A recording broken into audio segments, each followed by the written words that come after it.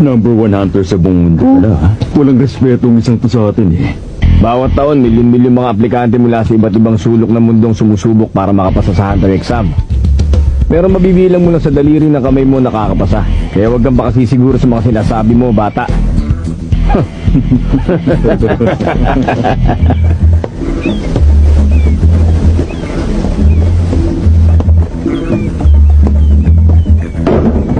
Ano ka ba naman, Katso? Paano kung magiging disenteng bandaragat yan kung palagi ka nalang lalampa-lampa?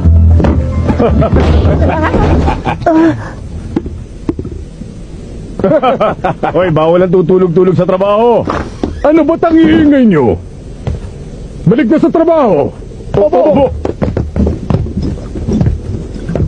Ikaw, hindi mo ba ako narinig? Huwag kang babagal-bagal, kilos na. Opo, Kapitan. Sandali lang. Naiwan. Salamat.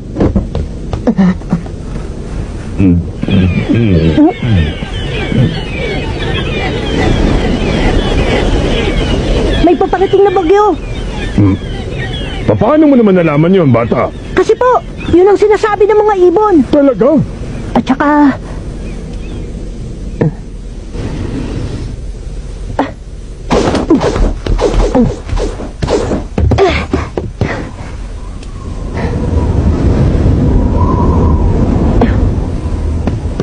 Hindi po basta bagyo, napakalakas na bagyo po! Oo. Maniwala po kayo! Parating na, naamoy ko po sa hangin! Ang batang to.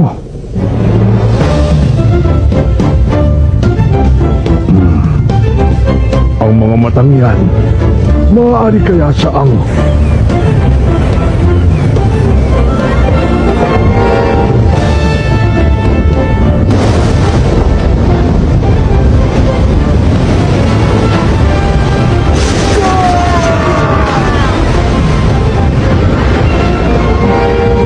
Kapitan!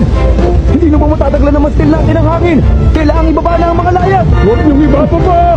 Nagsisimula pa lang gumanda at takbo ng biyahe natin eh!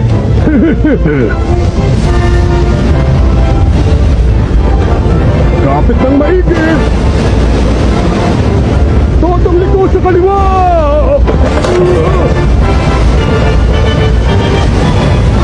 Lipat na!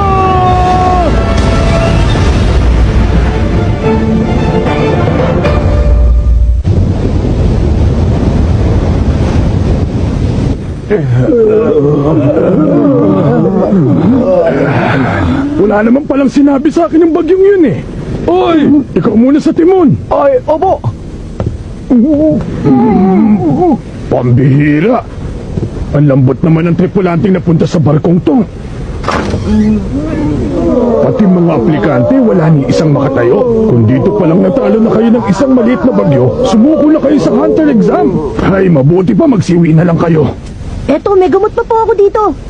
Kapag ninuya nyo yan, bubuti ang pakiramdam nyo. Tubig. Ikukuha ko yan ng tubig, sandali lang. Ang batang yun na naman.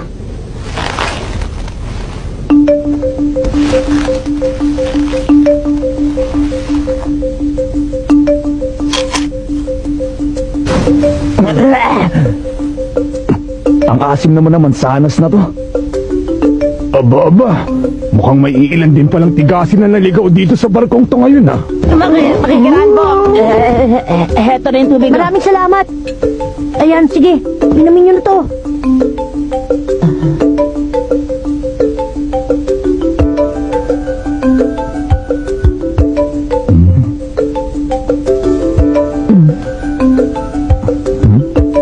Eto na ang baso. Salamat ulit sa tulong, Kuya Kaso.